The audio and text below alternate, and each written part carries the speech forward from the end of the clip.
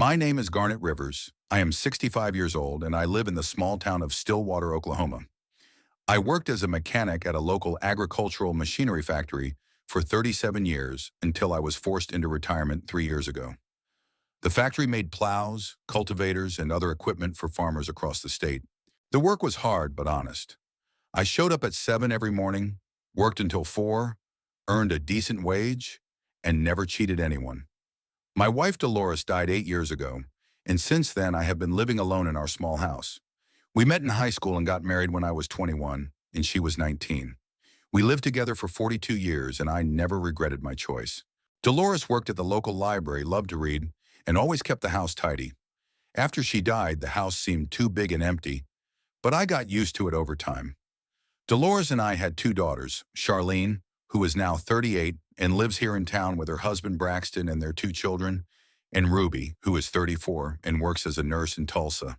Ruby graduated from medical school and married a nice guy named David, who works as an engineer for an oil company. They don't have children yet, but they're in no hurry. They say they want to save up for their own house first. Ruby comes to visit me once a month, usually on Sundays, bringing homemade food and telling me about her work at the hospital. But I see Charlene and her grandchildren almost every week. She has two children, Tyler, who is 12, and Casey, who is 9. Charlene only finished high school and never really tried to find a job. Right after graduation, she married Braxton Templeton, who was a few years older than her. Braxton works as a loader at a building materials warehouse. His salary isn't great, but he manages to feed his family.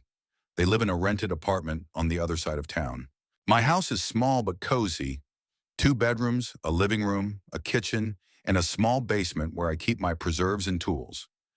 Dolores always loved order, and I try to keep the house in the same condition she left it. In the living room, there is an old leather sofa that we bought back in the 70s, an oak coffee table that I made myself, and a large TV that I bought after my wife's death. On the walls hang family photos, our wedding, our daughter's birthdays, graduations, the birth of our grandchildren. Behind the house is a 1/4-acre plot of land where I grow vegetables for myself and my neighbors. Every spring I plant tomatoes, cucumbers, zucchini, carrots, onions, and greens. Dolores taught me how to preserve vegetables for the winter, and now I have rows of jars of pickles and marinades in my basement. My neighbors often ask me to share my harvest, especially tomatoes. Mine turn out to be particularly large and sweet. I have a decent pension, about $1,400 a month, plus a small amount of savings that I accumulated over the years. The factory had a good pension plan, and I always set aside a percentage of my salary. Dolores always said I was too frugal, but now I'm grateful to her for teaching me how to budget and not spend money on nonsense. I have more than enough to live on. I can afford good food, pay all my bills without any problems, and sometimes buy something for the house or for my grandchildren. On that May morning, it was Wednesday, May 7th, I woke up at 6:30 a.m. out of habit. Although I can sleep longer now that I'm retired, after so many years of work, my body is used to getting up early. I had oatmeal with honey for breakfast, drank coffee, and went out to the garden around 8 a.m. The weather was excellent. The sun was shining brightly but not hotly. The temperature was 22 degrees Celsius, and there was a light breeze. It was perfect weather for working in the garden. I was digging in the garden, planting tomato seedlings that I had grown myself on the windowsill back in March. These were the Beefmaster and cherry varieties, which grow particularly well in our climate. I started preparing the seedlings at the end of February, sowing the seeds in special pots, watering them every day, and making sure they got enough light. By May, I had 24 strong seedlings that were ready to be transplanted into the open ground. I prepared the soil for the garden bed back in April. I dug it up and added compost, which I make myself from food waste and fallen leaves. Each tomato bush had to be carefully removed from the pot without damaging the roots. A hole of the appropriate size had to be dug. The plant had to be planted and immediately tied to a wooden stake. It's painstaking work, but I love it. There's something soothing about working with the earth. I was just tying the 6th young shoot to the stake when I heard a loud cry from the neighboring plot. I straightened up, stretched my back, and saw Norma running out of the Belcher house, a 72-year-old woman with whom we have been friends for many years. Norma was widowed 10 years ago and lives alone with her son Denver, who causes her nothing but trouble. Help! Garnet, help! She shouted, looking back and stumbling as she ran. Norma was dressed in a blue robe and slippers. Her gray hair was tousled and her face was contorted with horror. She ran unevenly, clutching her left side with her hand. Apparently her heart was hurting or she was simply out of breath. Her son Denver tumbled out of the house behind her. A man of about 45, unshaven, wearing a dirty t-shirt with holes and stretched jeans. He was holding an aluminum baseball bat, his face contorted with rage. I could tell right away that he was drunk. His gait was unsteady, his eyes were bloodshot, and he was babbling something incomprehensible. Denver worked here and there, as a loader, a mechanic's assistant, a janitor, but never stayed anywhere for long.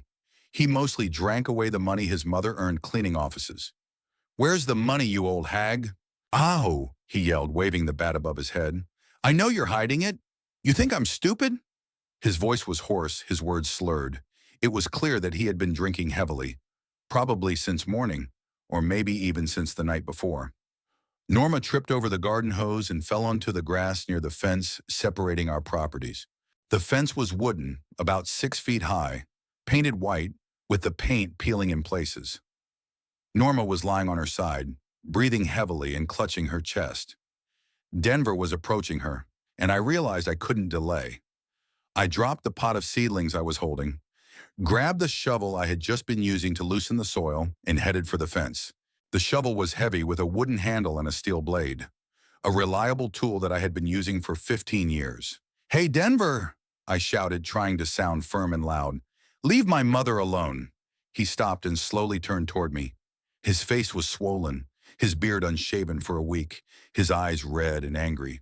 His t-shirt was stained with food and, judging by the smell, alcohol. He reeked of booze. "What are you getting at, old man?" he growled, swaying on his feet. "It's none of your business." "She's my mother, and I'll do what I want with her." "Norma, get up and run into the house," I shouted to my neighbor, but she lay on the ground and didn't move, only breathing heavily. Denver looked at me with contempt and swung his bat. He hit the wooden fence with all his might where the boards were thinner. There was a loud crack, and 2 boards flew apart in splinters. He hit it again, and a gap almost a meter wide formed in the fence. "Now I'll show you how not to mind your own business," he hissed, climbing over the broken fence onto my property. Denver stepped onto my land, breathing heavily and clutching the bat with both hands. Despite his drunkenness, he was a big man, taller than me, broader in the shoulders, and about 20 years younger. When sober, he could have easily crushed me. I gripped the shovel handle tighter and braced myself for a fight. In my youth, I had boxed in the army and even competed, but that was over 40 years ago. Now I was 65, and although I was in fairly good health, I didn't have the strength I used to. However, there was nowhere to retreat. Between us and the house was a garden bed with freshly planted tomatoes, and behind us was a shed. Denver staggered toward me, bat in hand. The alcohol clearly affected his coordination, but it didn't diminish his anger. "You think I'm afraid of you, old man?" he yelled. "I'll show you how to talk to old farts." He swung the bat, aiming for my head. I instinctively jumped to the side and the aluminum bat whizzed past my head, grazing the edge of my old baseball cap. I felt the wind from the blow on my skin, a little closer, and it would have hit me on the temple. While Denver was regaining his balance after his miss, I swung the shovel and hit him on the head with the flat side. I was aiming for his temple, but I hit him just above it, on the top of his head. It was a strong blow. After all, my hands are still strong from many years of working in a factory, and my anger gave me extra strength. Denver staggered, dropped the bat, which fell to the ground with a clang, and grabbed his head with both hands. "Fuck!" he groaned and fell to his knees. Blood from the wound on his head flowed between his fingers. I quickly jumped on him, twisted his arms behind his back, and pinned him to the ground, pressing my knee into his back. He tried to break free, cursing and threatening me with violence, but his strength had already left him, and I had no trouble keeping him on the ground. "Norma!" I shouted to my neighbor. "Call the police! Hurry!" Norma somehow got to her feet, dusted off her robe, and hobbled toward her house. She moved slowly, holding onto the fence, but it was clear that she wasn't seriously injured. She had just been scared and fallen. Denver lay beneath me and continued to curse, but more quietly now. His head must have been hurting because he groaned several times. The bleeding had stopped. The wound wasn't as serious as it had seemed at first. "Let me go, you old goat," he muttered. "I'll show you." "Lie still," I replied. "The police will be here soon, and you'll explain everything to them." 15 minutes later, a police car pulled up to the house and two officers got out. Sergeant Miller, whom I had known since I was a boy, and a young constable whose name I didn't remember. Miller was the son of our former neighbor and attended the same school as my daughters, only a few years younger. "What happened here, Mr. Rivers?" Miller asked as he approached us. I briefly recounted what had happened. The constable handcuffed Denver and helped him to his feet. He swayed and mumbled something incomprehensible, but he no longer resisted. "This isn't the first call about Denver Belcher," Sergeant Miller said. "This time he'll definitely be locked up for a few months for assault and property damage. Do you have any witnesses?" I pointed to Norma, who was standing on her porch watching what was happening. Miller approached her and took her statement. Then he photographed the broken fence and asked me to write a statement. "Mr. Rivers, do you need to see a doctor?" asked the constable. "Maybe you have some bruises or something hurts?" I examined myself. There were no injuries, only a slight ache in my back from having to hold Denver down. "No, I'm fine," I replied, "but he should be taken to the hospital to have his head checked." They put Denver in the car and drove away. I was left alone on the property and began to assess the damage. The fence had been seriously damaged. 3 boards were completely broken, and 2 more were cracked. It could be repaired in a couple of hours if I went to the hardware store for new boards. Much worse was the fact that when Denver fell, he crushed 2 tomato bushes that I had been tending all spring. I picked up the broken pots and threw them in the trash. I carefully planted the remaining seedlings, finishing the job I had started. By noon, the whole garden bed was ready, and 22 tomato seedlings stood in neat rows, tied to stakes. About an hour later, when I was already having lunch in the kitchen, Norma knocked on my door. In her hands, she was carrying an apple pie, still warm from the oven, and a jar of homemade jam. "Garnet, I don't know how to thank you," she said, handing me the treats. "You're a real hero. I'm afraid to even think what he would have done to me if you hadn't intervened." Norma looked much better than she had in the morning. She had changed into a clean dress, combed her hair, and even put on a little makeup. But her hands were shaking as she held the pie. "Come in, Norma," I said. "Let's have some tea." We sat down at the old oak table in the kitchen, and I made some strong black tea. Norma told me what I already knew, but now I heard the details. Denver hadn't been able to find a steady job for over 2 years, was drinking more, and was becoming increasingly aggressive. It started with small requests to borrow $20 until payday to help with the rent. Then the requests became demands, and the demands became threats. "He knows I have a little savings," Norma said, stirring sugar into her tea. "I've worked my whole life, saving every dollar. I wanted to leave him something after I died, and now he wants it all now, for booze." For the past 6 months, Denver had been demanding money from his mother almost every week. When she refused, he would make a scene, yell, and break furniture. Several times the neighbors called the police, but Norma didn't file a report. He was her son after all. "And today he completely lost his mind," she continued. "He woke up drunk and started yelling that I was hiding money from him. He started threatening me with a bat he found in the garage. I was so scared that I ran out of the house. I think it would be good for him to spend some time in jail," I said. "Maybe that would bring him to his senses." "God willing," sighed Norma. "I don't have the strength to fight him anymore. At his age, it's time for him to earn his own money, not extort it from his mother. His father was already a foreman at a factory at 45, had his own house, and was raising children. After my neighbor left, I ate a piece of pie for dinner. It was very tasty, with cinnamon and vanilla, and thought about how lucky I was with my children. Ruby became a nurse, lives her own life in Tulsa, never asked me for money, on the contrary. Sometimes she tries to help me financially, although I refuse. Charlene is married and raising 2 wonderful children, and although I don't always like Braxton, he's too hot-headed and likes to drink beer with his friends. He works honestly and supports his family as best he can. Of course, sometimes they ask for help buying clothes for their grandchildren for the new school year, or paying for unexpected expenses. car repairs, doctor's bills. But that's normal. That's what grandfathers are for. They never demanded money from me, never threatened me, never made a scene.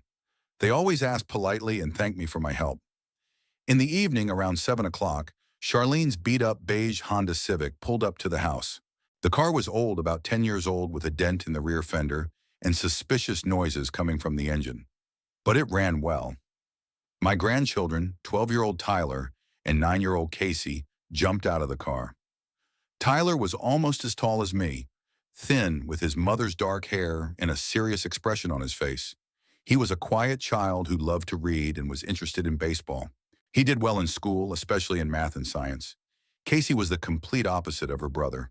Small, with her father's blonde hair, very lively and talkative. She took dance lessons, loved to draw, and could talk for hours about all sorts of nonsense. "Grandpa," Casey shouted, throwing her arms around my neck, "is it true that you beat up the bad uncle today?" Apparently, news travels fast in our small town. By evening, the whole neighborhood knew about the fight with Denver. "How do you know?" I asked, hugging my granddaughter and inhaling the scent of her strawberry-scented shampoo. "Miss Harper told Mom at the store," Tyler replied, approaching us more cautiously. "She said you hit him over the head with a shovel and they took him away in a police car." "Tyler, watch your language," Charlene scolded her son as she approached us. Her daughter looked tired and worried. She had dark circles under her eyes.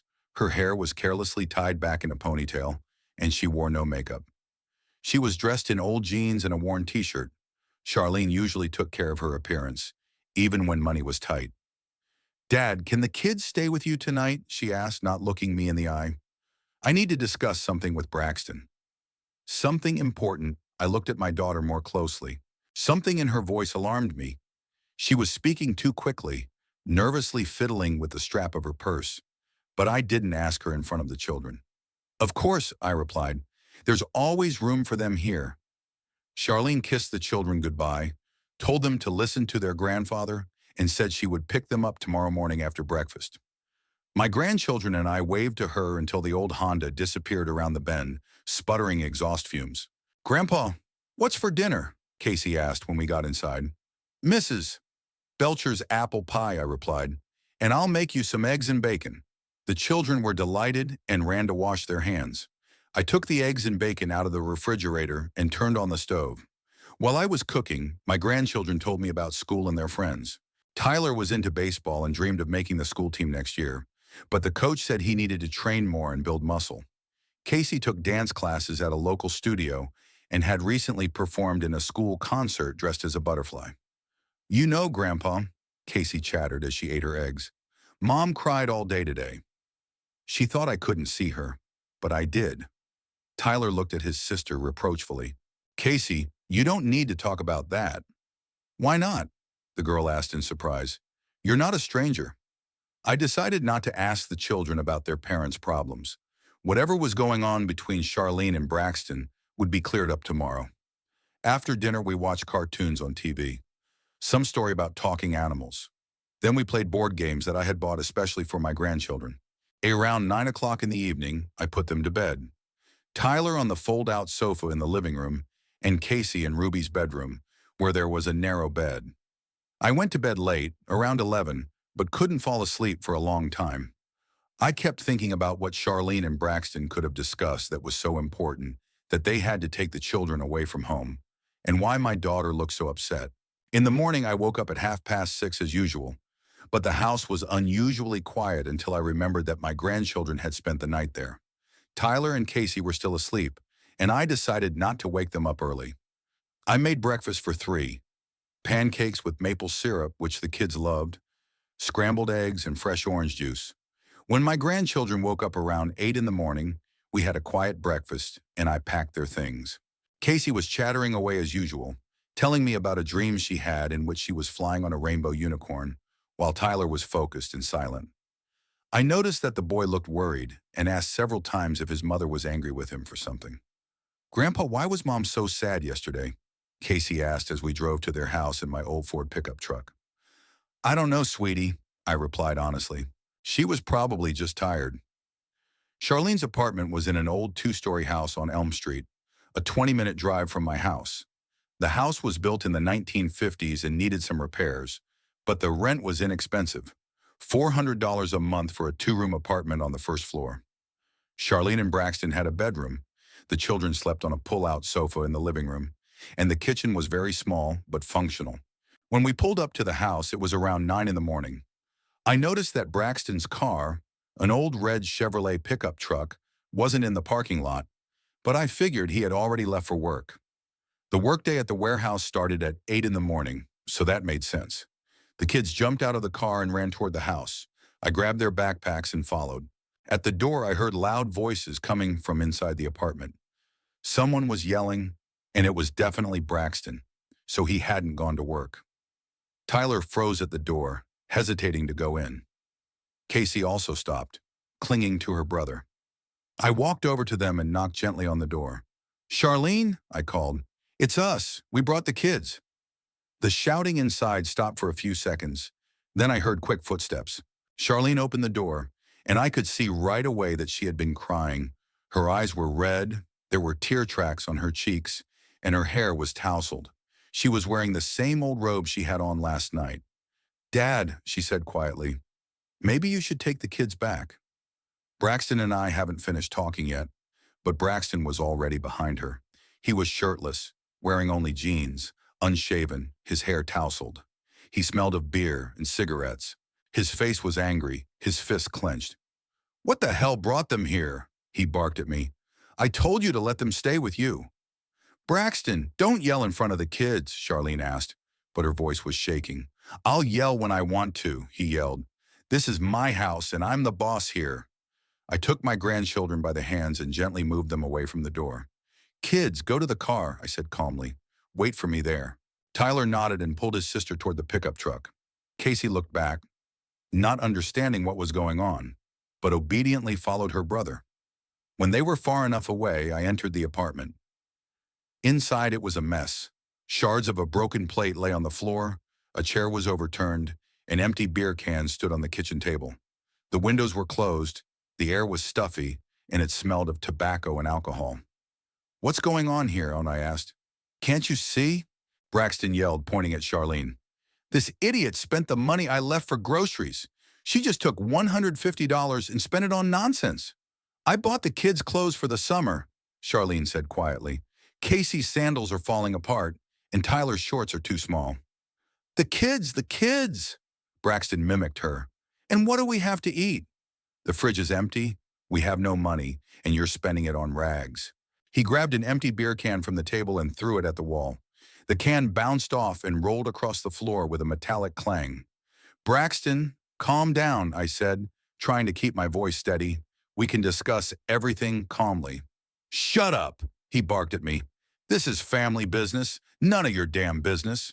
He turned to Charlene and took a step toward her. My daughter instinctively backed away toward the wall. "Where did you get the money, huh?"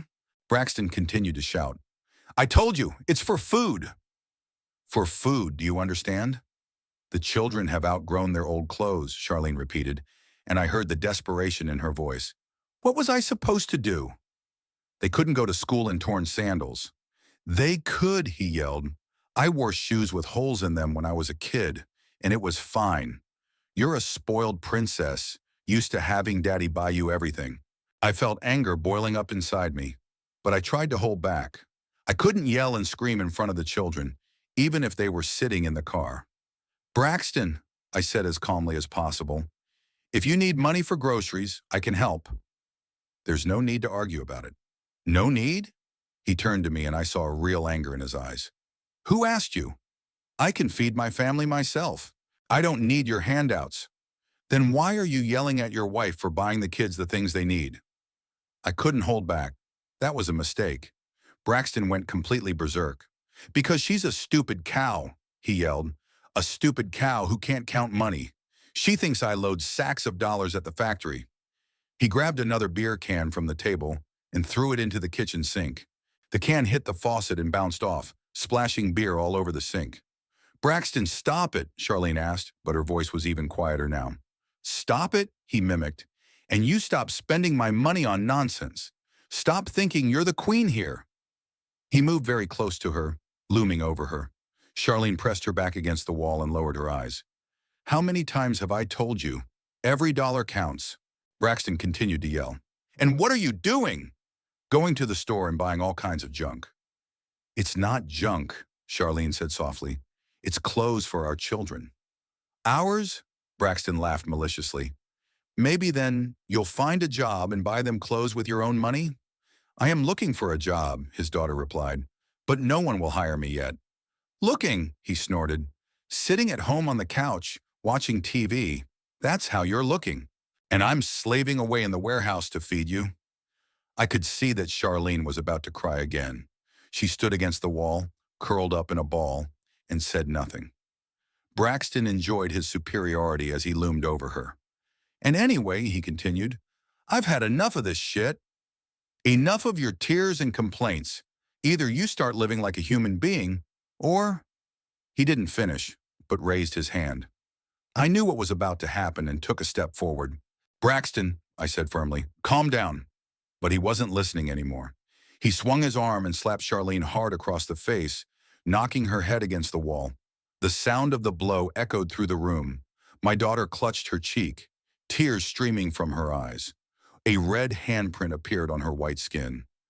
I don't remember how I ended up next to Braxton. The next second, my fist met his jaw. The blow was short but powerful. That's how I was taught in the Army 40 years ago. Braxton flew backward, tripped over an overturned chair, and fell to the floor. Get out of the house, I said, standing over him. Now. He lay on the floor, holding his jaw, and looked at me in surprise. He probably didn't expect an old man to be able to pack such a punch. What are you doing, you old goat? He muttered as he got to his feet. I'm protecting my daughter from you, I replied. Pack your things and leave. And don't let me see you here again. This is my house, Braxton yelled. I pay the rent. Not anymore, I said calmly. Leave voluntarily or I'll call the police and tell them how you beat your wife. Braxton rubbed his jaw, spat blood on the floor, and looked at me with hatred. Then he turned his gaze to Charlene, who was still standing by the wall, pressing her hand to her cheek. You'll regret this, he said to her. Without me, you'll all starve to death here. He went into the bedroom, and from there came the sounds of cupboards being opened and something falling to the floor. 10 minutes later, he came out with a large sports bag, threw the apartment keys on the floor, and headed for the door. See you in court, he said as he left. And I'll take the children away from you. You can be sure of that. The door slammed and the apartment fell silent. Charlene slowly sank into a kitchen chair and began to cry. Quietly, hopelessly. I sat down next to her and put my arms around her shoulders. It's over, I said. He won't hurt you anymore. Dad, she sobbed, I was so scared. He was getting worse and worse, angrier and angrier. I thought sooner or later he would kill me. Why didn't you tell me? I was ashamed, my daughter admitted. You warned me that he wasn't the right person for me, but I didn't listen. I thought love would conquer all. Indeed, when Charlene met Braxton at the age of 19, I knew right away that nothing good would come of it. He was 5 years older than her, already had a drinking problem, and worked odd jobs. But my daughter was in love and wouldn't listen to anyone. How long has he been beating you? I asked. 1.5 years, Charlene replied quietly. At first, only when he was drunk.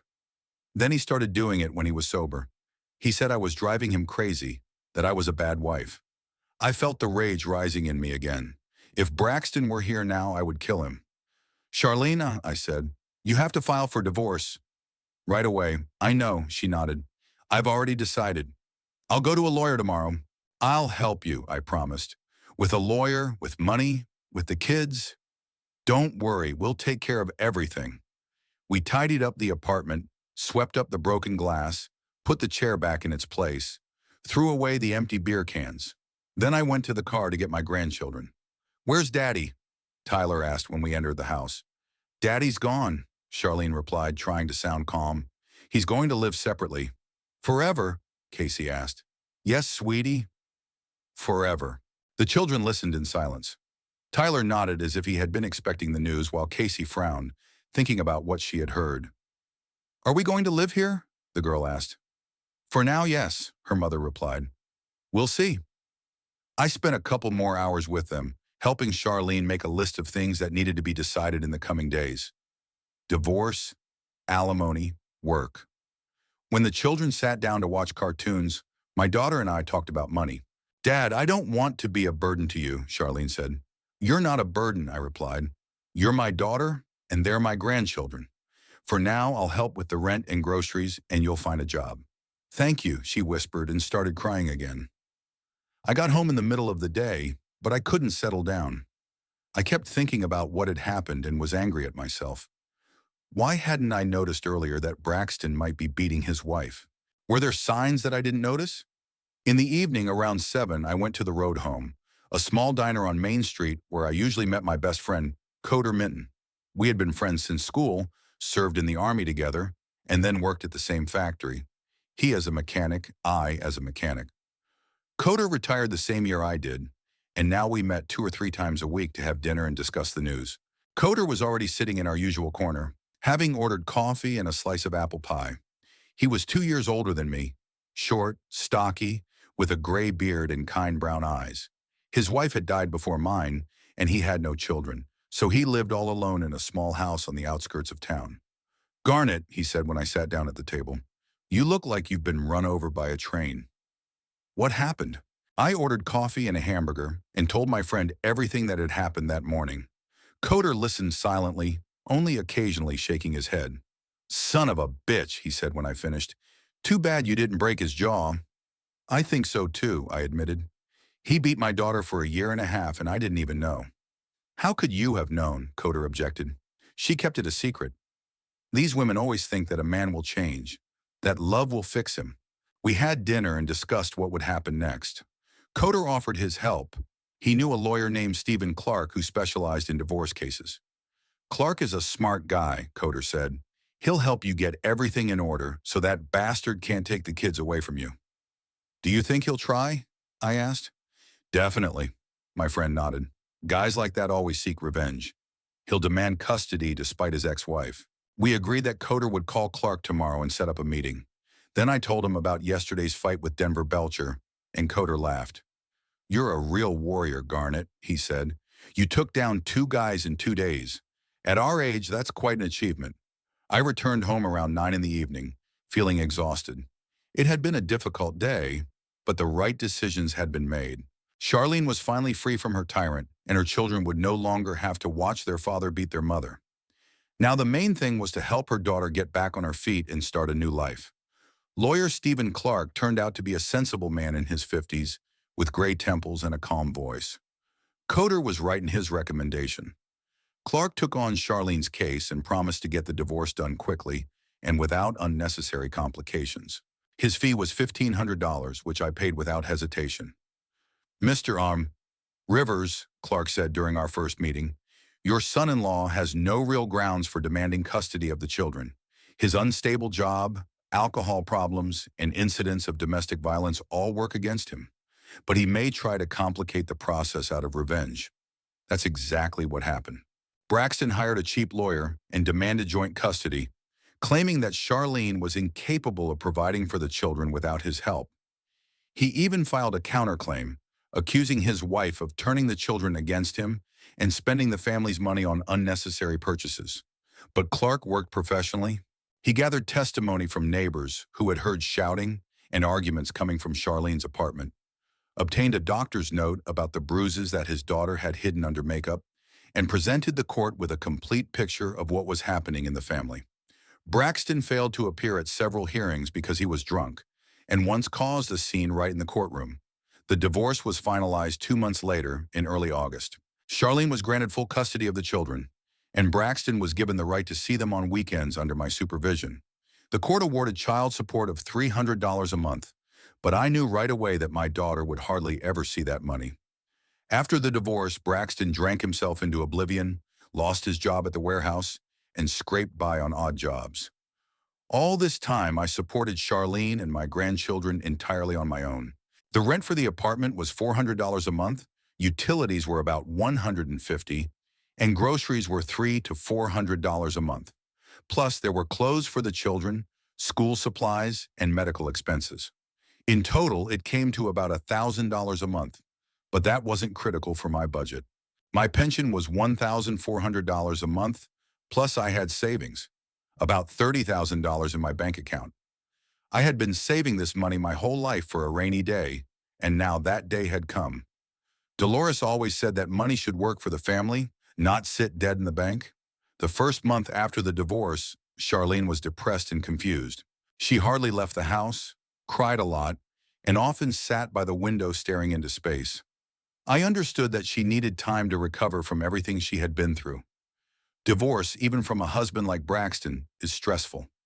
You can't erase 13 years of living together from your memory in a single day. I helped as best I could.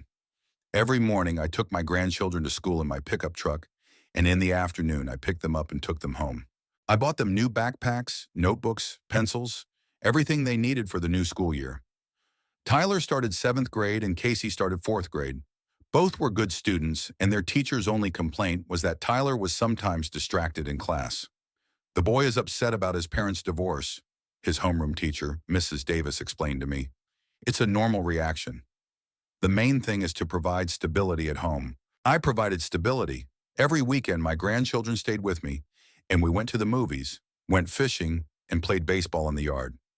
I bought Casey new dance shoes and Tyler a baseball glove he had been dreaming about for a long time.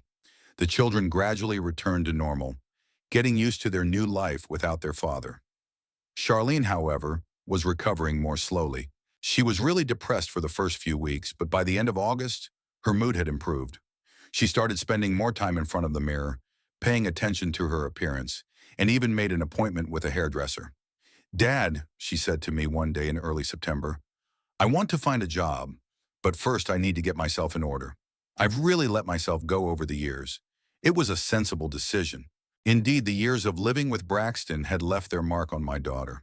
She had lost weight, aged, and stopped caring about her appearance. If she wanted to find a normal job, she had to look the part. I gave her $200 to update her wardrobe and buy cosmetics. Charlene bought 2 blouses, a skirt, shoes, and went to a beauty salon. She came back transformed, with a new haircut, manicure, and makeup. She looked 10 years younger. "What do you think?" she asked, twirling in front of the mirror in the hallway. "Very beautiful," I replied honestly. "Now you can look for a job." But the job search dragged on. Charlene went to several interviews, at stores, offices, even the local hospital for a position as a registrar. But everywhere they required work experience or special education, which she did not have. "Dad," she complained, "everywhere wants people with degrees, and I only have a high school diploma." "Then go study," I suggested. "The community college has courses for accountants and secretaries." "That's 2 years of study," Charlene sighed. "Who's going to feed the children?" "I will," I replied. "The main thing is that you have a profession." But my daughter was in no hurry to enroll in the courses. Instead, she spent more and more time in the city, meeting with friends and going shopping. Every week, something new appeared. Face cream, new lipstick, another blouse. In October, I noticed that Charlene's expenses had increased. She used to ask for $200 or $300 a month for personal needs, but now she needed $400 or $500. She gave various explanations. The children needed winter clothes, her hairdryer had broken, she had run out of shampoo. "Dad, I found a great anti-wrinkle cream," she said one day, showing me a small jar. "It only costs $80, but it works wonders." $80 for a cream seemed a bit expensive to me, but I kept quiet. Women need to look good, especially when they're looking for a job. In November, Charlene joined a gym. "I need to get in shape," she explained. "I've gained 10 kilograms over the years of marriage." The gym membership cost $70 a month, plus sportswear and sneakers, another $150. Then she needed a massage to recover after training, $50 per session. "Charlene," I said to her at the end of November, "maybe it's time to start looking for a job seriously, or sign up for some classes." "Dad," she replied, "I'm not ready psychologically yet. I need time to fully recover from everything I've been through.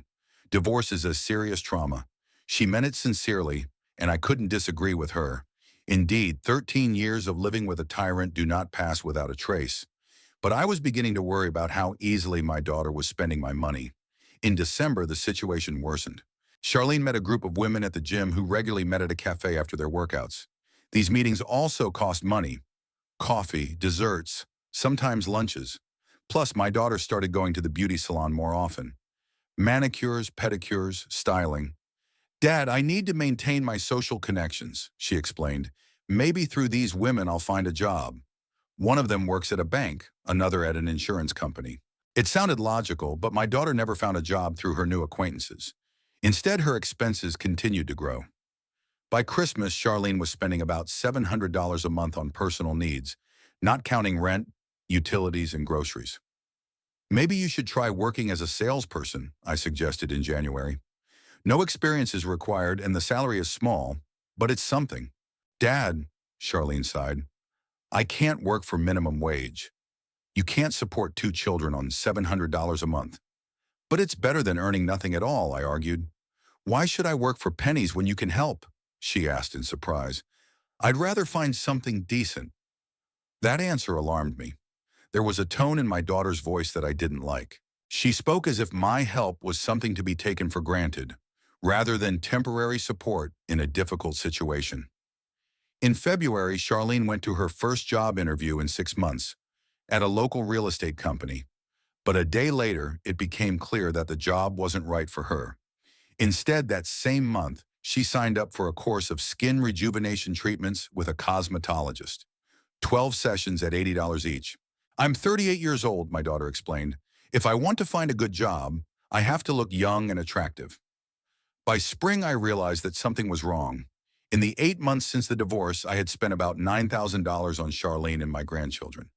It was a considerable amount, and most importantly, I saw no progress in her job search. My daughter had transformed into a well-groomed, beautiful woman who went to the gym every day, regularly visited the beauty salon, and met her friends in cafes. But she had no intention of working. Charlene, I said to her in March, it's been 8 months.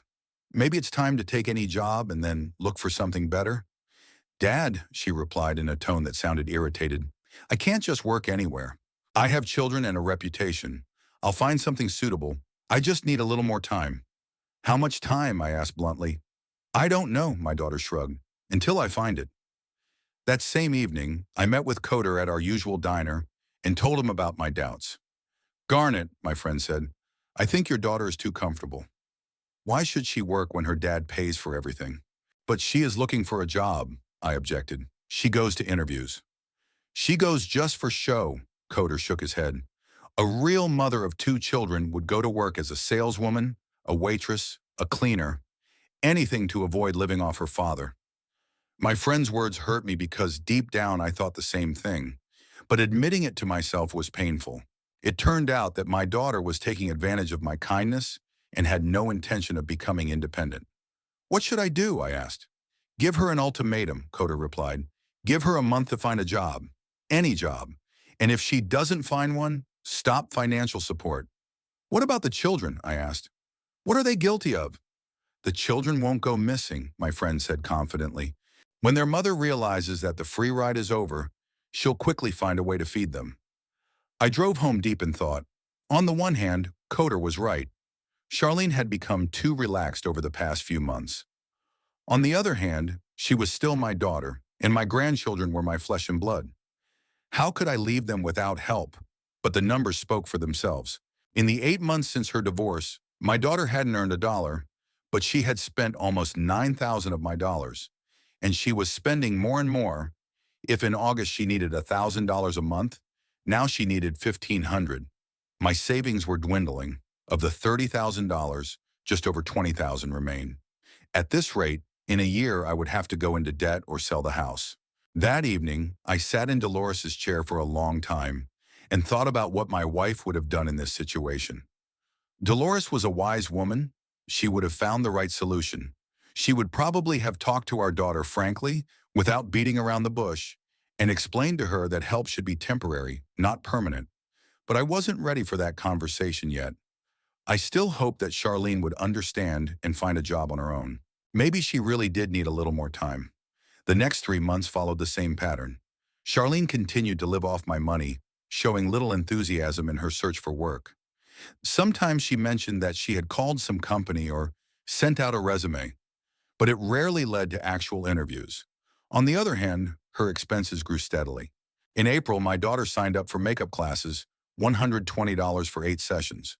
In May, she bought a new summer wardrobe, $300 for dresses, blouses, and shoes. In June, she decided she needed a personal trainer at the gym because group classes weren't effective enough. Personal training cost $80 an hour, and Charlene went to the trainer twice a week. Dad, I need to stay in good shape, she explained. When I find a job, I have to look my best. I was starting to lose patience, but I kept paying. After all, the expenses for my daughter and grandchildren were still within my budget, although my savings continued to dwindle. By June, there was just over $15,000 left in the account out of the original $30,000. My grandchildren had gotten used to their new life. Tyler finished 7th grade with good grades and signed up for summer baseball league. I bought him a new uniform and a professional bat for $150. Casey continued to dance and was preparing for a summer concert.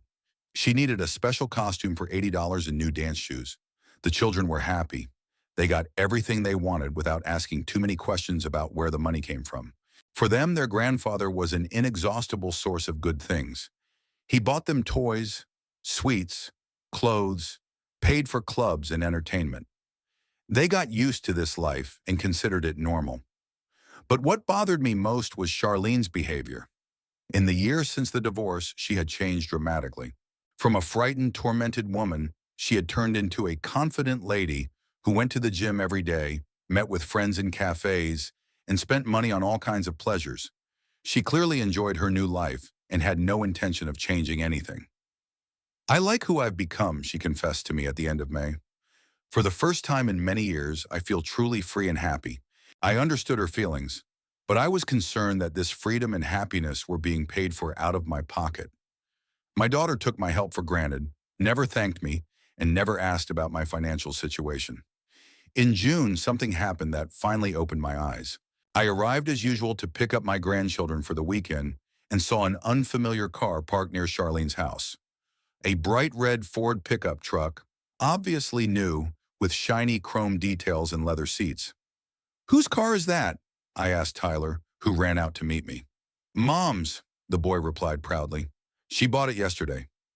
"Cool, huh?" I felt the ground slip away from under my feet. A new pickup truck cost at least $20,000 to $25,000. Where could Charlene have gotten that kind of money? My daughter came out of the house wearing a new summer dress and sunglasses. "Do you like it?" she asked, pointing to the pickup truck. "I've been dreaming about a car like this for a long time." "Charlene," I said, trying to sound calm, "where did you get the money for this car?" "I took out a loan," she replied casually, as if she were talking about buying a loaf of bread. "The bank said that with my income, I could afford such a purchase." "What income?" I didn't understand. "You don't work." "Well, I said I get help from relatives." My daughter shrugged. "The bank counted it as a stable income." I was shocked. It turned out that Charlene had taken out a loan, listing my financial assistance as her income. And now the bank would require her to make monthly payments that she clearly couldn't make on her own.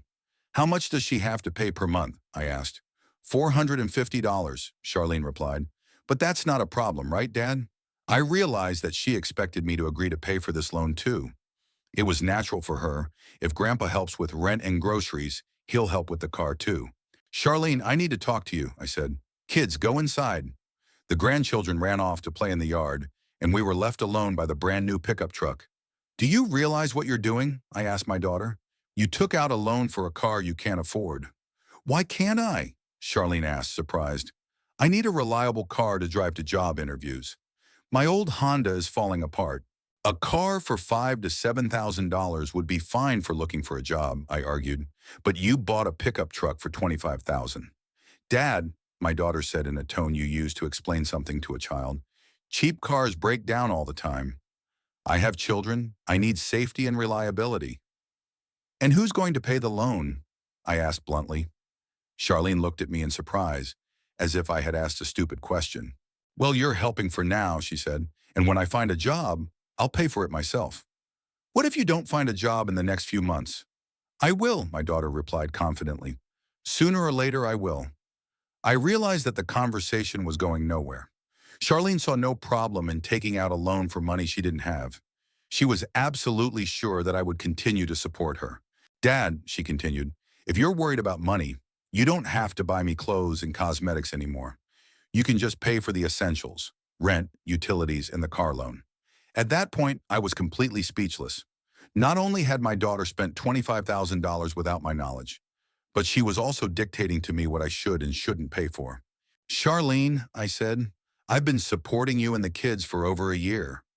I've already spent over $15,000, and all this time you haven't been working. I'm looking for a suitable job, she replied. I can't go to McDonald's for $7 an hour. Why not? I asked. $7 an hour is $1,200 a month, plus tips. That's enough to cover some of the expenses. My daughter looked at me as if I had suggested she become a prostitute. Dad, I have a certain social status, she said. I can't work in fast food. What will my friends think of me? What will they think of you living off your father's money? I couldn't help asking. They think I have a rich dad who helps his daughter through a difficult period in her life, Charlene replied without a hint of embarrassment. And there's nothing wrong with that. I realized that we were speaking different languages. For me, helping my family was a temporary measure in a critical situation. For my daughter, it had become a way of life that she had no intention of changing. Charlene, I said slowly, what will happen if I can no longer help you? My daughter's expression changed. Her carefree attitude disappeared, and her eyes became cold. What do you mean? She asked. My savings are not infinite, I explained. In 1 year, I spent half of the money I had saved my entire life on you. Dad, Charlene said, a steely note creeping into her voice, you understand that the children are used to a certain standard of living, don't you? They go to a good school, play sports, take dance lessons, and have everything they need. Yes, I understand, I nodded. And you don't want your grandchildren to suffer because of a lack of money, do you? Of course not. Then what's the problem? Charlene smiled, but it was a cold smile. You'll help us, and I'll look for a job. When I find one, I'll start paying myself. And if you don't find one? My daughter paused for a few seconds, looking me straight in the eye. I will, she repeated, but until I do, you'll help, because otherwise the children will suffer. I sensed a veiled threat in her words. Not direct, but clear enough. If I stopped providing financial support, the children would indeed suffer, and that meant I would be to blame for their suffering. Okay, I said, let's talk about this later. Give me some time to think about it. Sure, Dad, Charlene agreed, and the carefree tone returned to her voice. Just don't think about it too long. The first loan payment is due next month. I picked up my grandchildren and drove home, but I couldn't get over what I had heard the whole way. My daughter, whom I had raised, loved, and protected, was essentially blackmailing me, using the children as leverage. Over the weekend, I tried not to let my grandchildren see how I was feeling. I played with them, cooked meals, and watched cartoons. But my thoughts kept returning to my conversation with Charlene. The more I thought about it, the clearer it became that I had fallen into a trap. My daughter was absolutely certain that I would not be able to refuse her help because I would not want to hurt my grandchildren. And she was right. I was indeed ready to do anything for Tyler and Casey. But it turned out that my love for my grandchildren had become a tool for blackmail. On Sunday evening, when I brought the children home, Charlene met me at the door with a businesslike expression. Dad, I've calculated our expenses for next month, she said, handing me a piece of paper. Rent is $400, utilities are $150, groceries are $400, car loan is $450.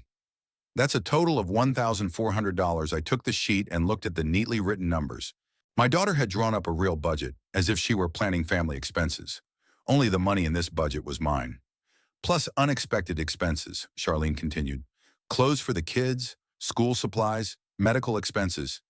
Another $300 or $400 a month. That comes to almost $1,800, I calculated. Yes, about that, my daughter nodded. But that's just the bare minimum.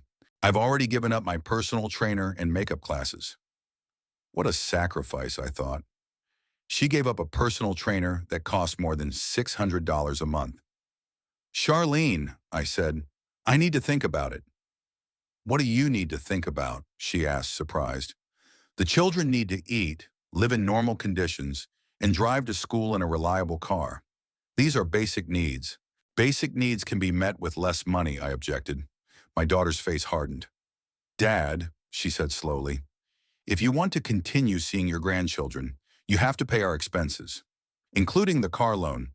There it was, an open threat. No more hints or innuendo. Either I pay or I lose my grandchildren. You're blackmailing me with the children, I stated. I'm protecting my children's interests, Charlene replied. And if you're not willing to help them, then we have nothing to talk about. I turned and walked to the car without saying a word. My daughter shouted after me, "Think carefully, Dad. You have a week." I was in shock the whole way home.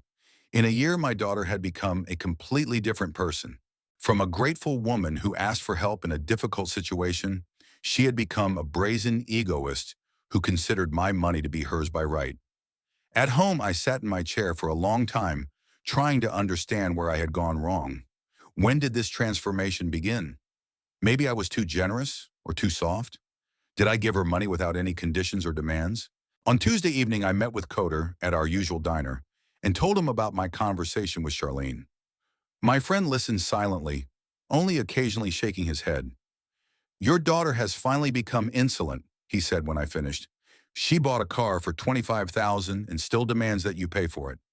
She's threatening to forbid me from seeing my grandchildren," I said. "What are you going to do?" "I don't know," I admitted honestly.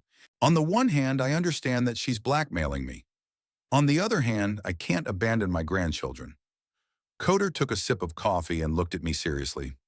"Garnet," he said, "if you don't stop this nonsense now, you'll be penniless in a year, and your daughter will find new ways to squeeze money out of you."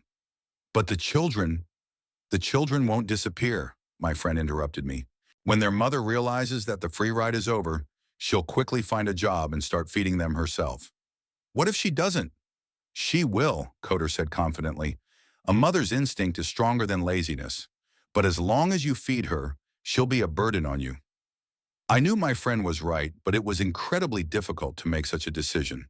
After all, we were talking about my grandchildren, whom I love more than life itself.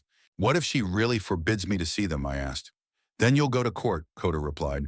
"You have grandfather's rights, especially if you can prove that the mother is using the children to blackmail you." We sat in the diner until late in the evening, discussing the situation. Coder made reasonable arguments, but I found them difficult to accept. After all, he was a bachelor and couldn't fully understand the feelings of a grandfather. But by the end of the week, I had made my decision. Charlene had gone too far. Buying a car on credit without my knowledge, budgeting my money, openly threatening to take my grandchildren away from me, all of this was beyond the pale. I would no longer pay my daughter's bills. Let her learn to live independently, like an adult woman. And if she tried to use the children as a tool for blackmail, I would find ways to fight it. The decision was made. All that remained was to find the strength to carry it out. The following Thursday, exactly 1 week after our last conversation, Charlene came to my house. It was around 2 in the afternoon, and I was working in the garden, weeding the carrot beds. Hearing the sound of a car, I turned around and saw a red pickup truck pulling up to the house. My daughter got out of the car in a good mood, wearing a new summer dress and sunglasses. She looked rested and happy with life. She had clearly spent the morning at the gym or the beauty salon. "Hi, Dad," she said, approaching the garden bed. "How are you?" "Fine," I replied without stopping my work. "And you?" "Great," Charlene smiled. "Listen, I need money for this month. The 1st of July is the day after tomorrow, and I have to pay the rent. Here it is, the moment of truth." I stuck the hoe in the ground and straightened up, looking my daughter in the face. "Charlene," I said calmly, "I'm not going to help you with money anymore." The smile on her face slowly faded. "What did you say?" she asked. "I said I won't be paying your bills anymore," I repeated. "No rent, no utilities, no car loan, nothing." Charlene took off her sunglasses and looked at me in confusion. "Dad, is this some kind of joke?" "No, it's not a joke," I replied. "In the last year and a half, I've spent over $17,000 on you, and you haven't earned a cent during that time." "But I'm looking for a job," my daughter objected. "You've been looking for over a year," I said, "and you're spending more and more money. You're buying a $25,000 car, going to the gym, going to beauty salons, meeting your friends at cafes. I need to maintain a certain standard to find a good job." "You can find a good job without a $25,000 car," I replied. "You can work as a salesperson, a waitress, a cleaner. Any honest job is better than living off other people's money." Charlene's face turned red with anger. "I won't work as a cleaner," she shouted. "I have children, a reputation." Then look for another job, I said calmly. But look seriously, not just for show, and live on what you earn yourself. My daughter stood in front of me, her fists clenched, and I could see she was trying to contain her rage. Dad, she said through clenched teeth, you can't just take us and leave us like that. I have children. I'm not abandoning my children, I replied. Tyler and Casey can always come to my house to eat and sleep if they need to. But I'm not going to support a healthy adult woman who doesn't want to work anymore. How am I going to pay rent? Charlene asked. Find a job and pay, I said. Or sell your car and pay with that money while you look for a job. Sell my car. My daughter's voice rose to a scream. Are you crazy? I need a car. You need a car you can afford, I replied, not a $25,000 pickup truck. Charlene paced back and forth in the garden, nervously twisting the strap of her purse. Then she stopped and looked at me with cold anger. Fine, she said slowly. If you don't want to help your grandchildren, you won't see them anymore. That's your decision, I replied, though my heart ached. My decision? Snorted my daughter. You're abandoning them. You're abandoning your grandchildren for money. I'm not abandoning my grandchildren, I repeated. I refuse to support their mother, who doesn't want to work. We can't survive without your money, Charlene shouted. The children will go hungry. Then go to work, I said. The city is full of job openings. A waitress in a diner makes $1,200 a month plus tips. A salesperson in a store makes $1,000. That's enough for rent and groceries. You can't live on that kind of money? Yes, you can, I replied. Millions of people in this country live on salaries like that. And they're fine. They survive. My daughter stood in front of me, her face contorted with anger. I saw hatred in her eyes, real, undisguised hatred. You'll regret this, she hissed. The children will ask where their grandfather is, and I'll tell them that he abandoned us. That money is more important to him than his grandchildren. These words hit me where it hurt the most, but I stood my ground. Say what you want, I replied. When the children grow up, they'll understand the truth. Charlene turned and walked to the car, but halfway there she stopped and turned around. This is the last time I'm asking, she said. Are you going to help or not? No, I replied firmly. My daughter got into the pickup truck, slammed the door, and sped away with a screech of tires. I was left alone in the garden, feeling devastated. It was the right decision, but that didn't make it any easier. The next few days dragged on painfully.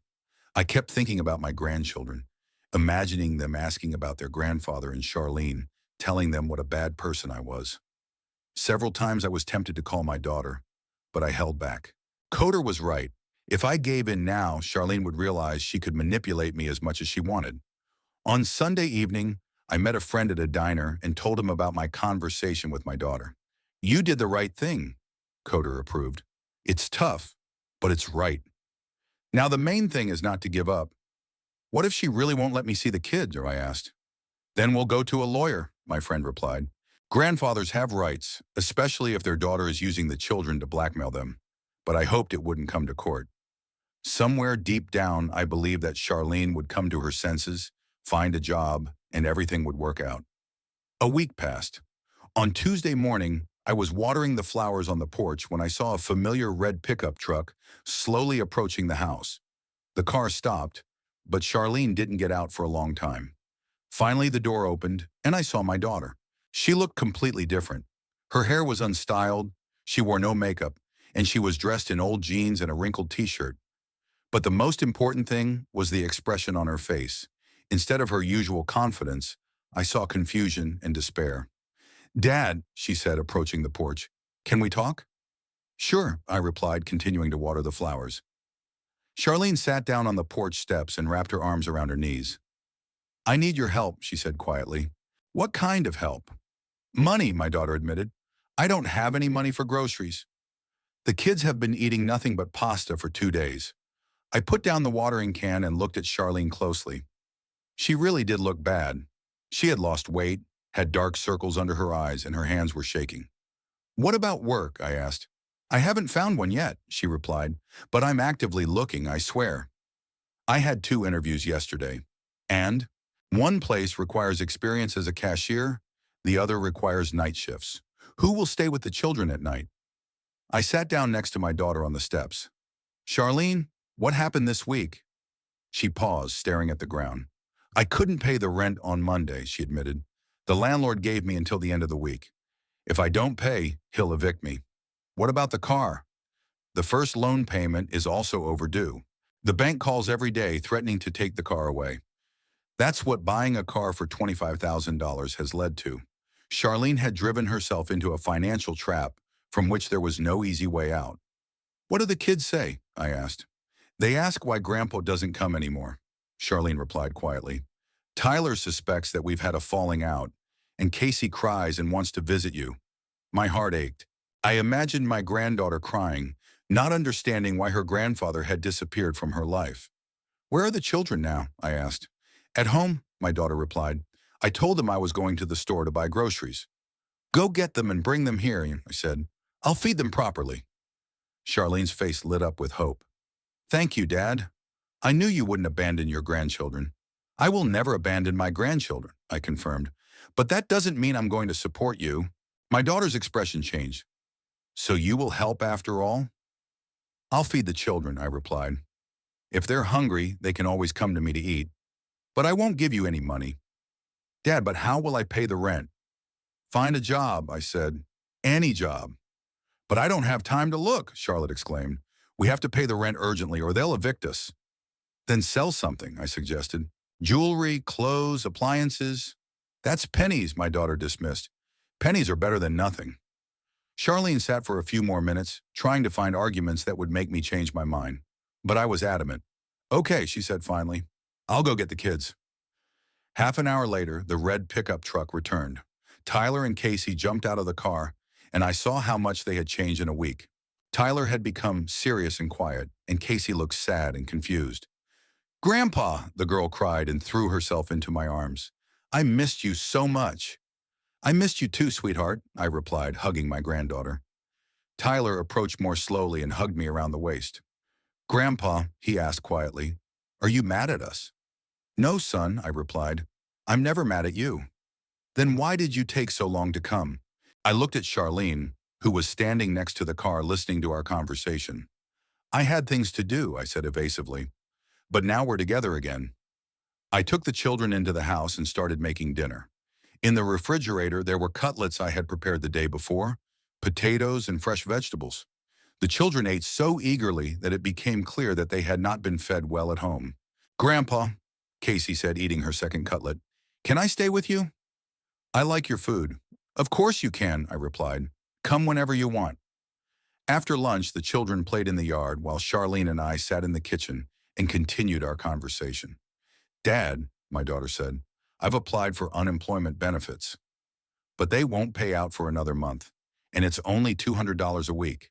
That's better than nothing, I said. Charlene paused, looking out the window at the children playing.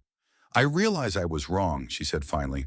I got too carried away with spending and stopped thinking about the future. You realize that now that the money is gone, I said. Yes, I do, my daughter agreed, and I'm ready to make amends. I'll find a job and live within my means. Then go and look for one, I said. Go to the shops, cafes, and offices today. Ask everywhere. Sooner or later, someone will agree to hire you. What if they don't? Then you're not looking hard enough, I replied harshly. Our city always needs salespeople, waitresses, cleaners.